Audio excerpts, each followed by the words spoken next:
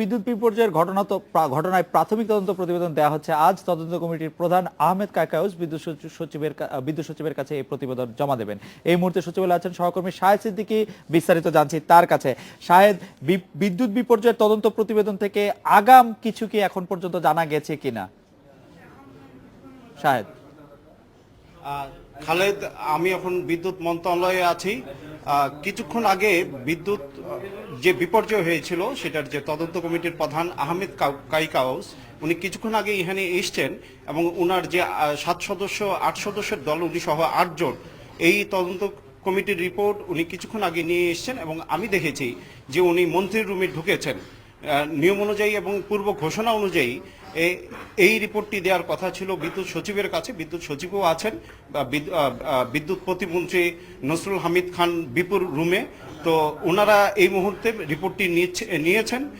রিপোর্টটি নেওয়ার পর কিছুক্ষণ পর আপনি জানেন যে বিদ্যুৎ প্রতিমন্ত্রী একটি সংবাদ সম্মেলনের আয়োজন করেছেন। ওখানে আপনি আমার পাশেই দেখতে পাবেন যে এখানে কনফারেন্স রুম, এই কনফারেন্স রুমেই সব সাংবাদিকরা এসছেন। যে প্রতিবেদনটি জমা দিয়েছেন সেই প্রতিবেদনের কি কি আছেন এ ব্যাপারে বিদ্যুৎ প্রতিমন্ত্রী সাংবাদিকদের জানাবেন। জি, আরেকটি বিষয়, আজকে আপনি নিশ্চয়ই দেখেছেন যে বিভিন্ন পত্রপত্রিকায় একটি মানে বিভিন্ন সোর্সের বরাত দিয়ে কেউ কেউ নাম প্রকাশ অনিচ্ছ সোর্সের কথা বলছেন যে কারিগরি ত্রুটির সঙ্গে দায়িত্ব পালনরত কয়েকজন কর্মকর্তার ভুল, যেটিকে হিউম্যান এরর বলা হচ্ছে, এই কারণেই 1 নভেম্বর জাতীয় বিদ্যুৎ গ্রিডে বিপর্যয় ঘটেছিল।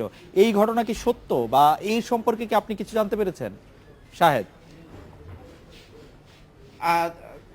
খালেদ, এটি যেদিন প্রথম গত শনিবার এই ঘটনা ঘটেছিল তখন আমি এই জিনিসটা যারা সারা দেশের ন্যাশনাল গ্রিড সিস্টেমটি কন্ট্রোল করে পিজিসিবি, তাদের কাছে আমি জিজ্ঞেস করেছিলাম। তো পিজিসিবির যিনি এমডি আছেন উনি আমাকে এই কথাটা স্বীকার করেছেন যে আমাদের যে বিদ্যুৎ সিস্টেম আছে, গ্রিড লাইন, এখানে একটা ব্যাকআপ আছে। ব্যাকআপ অনুযায়ী আমাদের পুরো সারা দেশের এই গ্রিড বিপর্যয় হওয়ার কথা নয়, কিন্তু এরপরও যে এইভাবে হয়েছে এটা একটা অস্বাভাবিক ঘটনা। এবং উনি বলেছেন যে হ্যাঁ, এখানে একটা দায়িত্ব অবহেলা থাকতে পারে। এই দায়িত্ব অবহেলাটা উনি ওই মুহূর্তে বলতে পারেননি, বলেছেন যে তদন্ত করার পর এই বিষয়টা উনি জানাবেন। আপনাকে ধন্যবাদ। এডিটর স্পিকে একটি বিরতি নিচ্ছি, ফিরছি একটু পরে।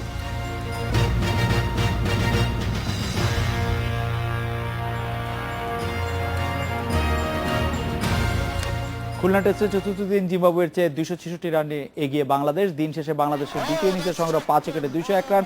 মাহমুদুল্লাহ 63 ও শুভাগত 23 রানে অপরাজিত আছেন। চতুর্থ দিন প্রথম সেশনে ব্যাট করার সুযোগ পায় বাংলাদেশ, তবে 75 রানে ফিরে যান দুই ওপেনার তামিম ও শামসুর। তৃতীয় উইকেটে মাহমুদুল্লাহকে সাথে নিয়ে 56 রানের জুটি গড়েন মুমিনুল হক। 54 রান আসে মুমিনুলের ব্যাট থেকে। তার আগে বাংলাদেশের সবচেয়ে কম টেস্ট খেলে 1000 রানে মাইল ফলক স্পর্শ করেন তিনি।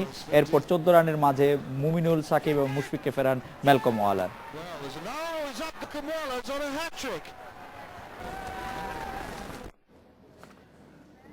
খুলনা টেস্টের 4 নম্বর দিন ক্যারিয়ারে 13 বারের মতো ইনিংসে 5 উইকেট পেয়েছেন সাকিব আল হাসান, আর এরই সাথে গড়েছেন একই টেস্টে সেঞ্চুরি ও 5 উইকেটের রেকর্ড। একই ম্যাচে সেঞ্চুরি ও 5 উইকেটের কীর্তি এ নিয়ে 2 বার গড়লেন বিশ্বসেরা এই অলরাউন্ডার। এই সিরিজেই খেলার কথা ছিল না তার। 6 মাসের নিষেধাজ্ঞা কমে আসায় ডাক পান দলে, আর আন্তর্জাতিক ক্রিকেটে ফিরেই দেখালেন তার সামর্থ্য আসলে কতটুকু। ঢাকা টেস্টে পেয়েছিলেন 7 উইকেট, তবে ব্যাট হাতে ততটা সফল ছিলেন না সাকিব। খুলনায় পূর্ণ করলেন সেই শূন্যতাও। প্রথম ইনিংসে করলেন আগ্রাসী এক সেঞ্চুরি। টেস্ট ক্যারিয়ারের তৃতীয় 100 রানের ইনিংস থামল 137-এ। তবে বিশ্বসেরা অলরাউন্ডার বলে কথা, ব্যাটের পাশাপাশি বল হাতেও দেখালেন সমান দক্ষতা।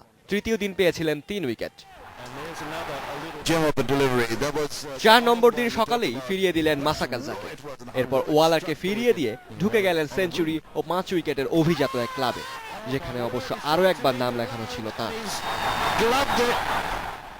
2011 ডিসেম্বরে পাকিস্তানের বিপক্ষে প্রথমবারের মতো এই কীর্তি গড়েছিলেন সাকিব। সাকিব ছাড়াও টাইগারদের হয়ে সোহাগ গাজীর এমন নজির আছে টেস্ট ক্রিকেটে। আর খুব বেশি বাকি নেই ম্যাচের। ফল যাই হোক না কেন, ম্যাচটিকে হয়তো অনেকেই মনে রাখবেন সাকিব আল হাসানের টেস্ট হিসেবেই।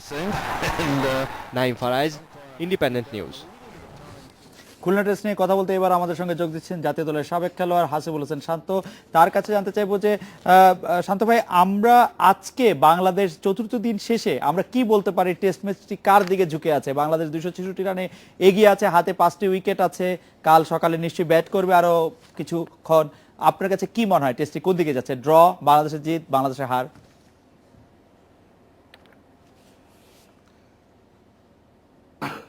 ধন্যবাদ। কালকে আসলে ফিট ডে, তো আমি মনে করি আমাদের বাংলাদেশে আজকে যে লিডটা নিয়েছে, কালকে যদি আরো 10-12 ওভার খেলতে পারে এবং কিছু রান নিতে পারে, 320-25-এর দিকে যদি যদি আমরা ডিক্লেয়ার দিই, তাহলে মনে হয় আমাদের একটা সুযোগ থাকবে। কারণ পঞ্চম দিনের উইকেট, ফোর্থ ইনিংসের উইকেটটা একটু আপ এন্ড ডাউন করবে লো বল। সো আমরা দেখেছি অলরেডি যে আমাদের আজকের ইনিংসে কিছু বল কিন্তু আনইভেন বাউন্স করেছে। সো আমার মনে হয় কালকে যদি আমরা 10-15 ওভার খেলার পর ডিক্লেয়ার দিই 325-25 করে, তাহলে একটা ভালো সুযোগ থাকবে বাংলাদেশের জিতার জন্য। জিম্বাবুয়ে কি তখন ম্যাচটি জেতার জন্য আর খেলবে? যদি আমরা কালকে 10-12 ওভার খেলে ফেলি, তাহলে যদি ধরা যাক 15 ওভার খেললে জিম্বাবুয়ের হাতে 75 ওভার থাকবে, 75 ওভারে 300+ রান তারা করবে কিনা, নাকি তারা ম্যাচটি ধরে খেলতে চেষ্টা করবে? আসলে এখন এটা ডিপেন্ড করছে কালকে আমাদের সকালের ইনিংসটা আমরা কিভাবে খেলবো। তারপরে আসলে তারা উইকেটে দেখবে যে উইকেট যদি তার প্রথমে কিছু স্কোর করতে পারে, তাহলে হয়তো বা তারা একটা জিতার টার্গেটে যেতে পারে। বাট উইকেটের যে বিহেভ, এটার উপর ডিপেন্ড করতেছে তারা কিভাবে খেলবে। আমার মনে হয় যে বাংলাদেশ যদি 320-25-এ ডিক্লেয়ার দেয়, তাহলে একটা মানে আপনি জিম্বাবুয়েকে ফাইটিং করে স্কোর দেওয়ার জন্যই ডিক্লেয়ার দিবে। সো আমি মনে করি যে জিম্বাবুয়ে যদি প্রথম দিকে কিছু রান করতে পারে, তাহলে তারা জিতার জন্য খেলবে। আদারওয়াইজ আমার মনে হয় তারা ড্রর জন্যই খেলার চেষ্টা বেশি করবে। শান্ত ভাই, আপনি যদি এই বাংলাদেশ টিমের এই অবস্থায় ক্যাপ্টেন থাকতেন, কালকে কি আপনি সেফ জোনে চলে যেতেন সকালের পুরো সেশনটা ব্যাট করে জিম্বাবুয়েকে অল্প কিছু ওভার দেওয়ার ক্ষেত্রে, নাকি আপনি আসলে কুইক কিছু রান করে ডিক্লেয়ার দিতে চাইতেন?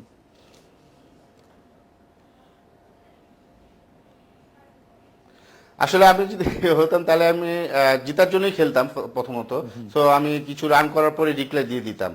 আমি তাদেরকে একটা স্কোর দিতাম, যেটা আমরা যদি এই টেস্টে জিতে যাই, তাহলে কিন্তু আমরা সিরিজ জয় করে ফেলবো। সো আমি মনে করি যে আমার ক্ষেত্রে হলে আমি ওদেরকে চ্যালেঞ্জিং একটা স্কোর দিতাম, যাতে আমরা জিততে পারি। শান্ত ভাই, আজকে উইকেট কেমন আচরণ করলো? বিশেষ করে সাকিব যে বলটিতে আউট হয়েছে, সেই বলটি আমার কাছে একটু বিচিত্র মনে হলো। আরো দুই একটি মাহমুদুল্লাহর একটি বল ইনসাইড এজ হয়ে একটু দূরে গেল। আমার কাছে পিচের উইকেটের আচরণ আপনার কাছে একটু জানতে চাইছিলাম। উইকেট কি অবস্থা আছে, খুলনার উইকেট? আমি একটু আগেই বলেছি যে উইকেটটি কিন্তু বল কিন্তু আনইভেন বাউন্স করছে, কিছু বল লো করছে, কিছু বল পপ আপ করছে। আসলে কালকের উইকেটটা বাংলাদেশ যদি হেভি রোল নিয়ে ডিক্লেয়ার দেওয়ার পর হচ্ছে, কিছু বল লো করছে, কিছু বল পপ আপ করছে। আসলে কালকের উইকেটটা বাংলাদেশ যদি হেভি রোল নিয়ে ডিক্লেয়ার দেওয়ার পর হেভি রোল নেয়, তাহলে আমার মনে হয় যে উইকেটে একটু আরো বিহেভটা একটু হবে, টার্নিং হতে পারে বা আনইভেন বাউন্স হতে পারে। সো আমি মনে করি যে উইকেটও একটু সমস্যা আছে। যদি বাংলাদেশি বলাররা উইকেট বল করে, তাহলে মনে হয় একটা ভালো রেজাল্ট আসবে বাংলাদেশের জন্য।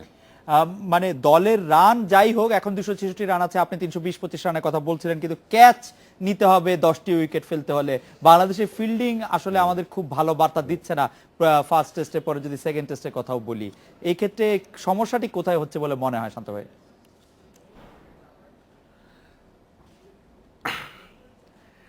আসলে লঙ্গার ভার্সন ক্রিকেটে মনোযোগের খুব দরকার। আমার কাছে মনে হচ্ছে যে যে সুযোগগুলি আসছে, সেই সময় আমরা মনোযোগটা মনে হয় আমাদের কলাপস হচ্ছে বা মনোযোগ দিতে পারছি না। সো ফিল্ডিং এ খারাপ হওয়ার মেইন কারণ আমার কাছে মনে হচ্ছে যে মনোযোগের অভাব। যদি আমরা মাঠে আরো মনোযোগী হই, তাহলে যে ক্যাচগুলি বা রান আউটগুলি মিস করছি, সেগুলো হবে না আমার কাছে মনে হয়। আমরা নতুন যে খেলোয়াড়দের পেলাম, বিশেষ করে তাইজুল তো বলের দিক দিয়ে, আমি যদি জুবায়ের এবং শুভাগত হোমের কথা বলি, তারা কেমন খেলছে? এদের দুজনের খেলার কিরকম মূল্যায়ন আপনি করবেন?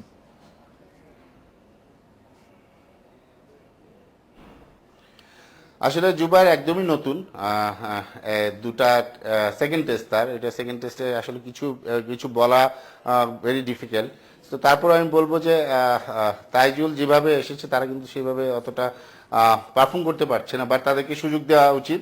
সামনে আরো অনেক খেলা আছে, সো আমার মনে হয় যে সামনে যদি খেলার সুযোগ পায় তারা কিছু একটা রেজাল্ট করতে পারবে বাংলাদেশের জন্য। শুভাগত হোমকে তো মনে হলো হাতের শট আছে, ডিফেন্সও ওর ভালোই মনে হলো, কিন্তু মানে প্রথম ইনিংসে রান পায়নি, প্রথম টেস্টেও রান পায়নি। আপনি নিশ্চয়ই তার জন্য কোনো পরামর্শ দিবেন যে কি করলে আরো কালকের দিনটা অন্ততপক্ষে ভালো করা যায়।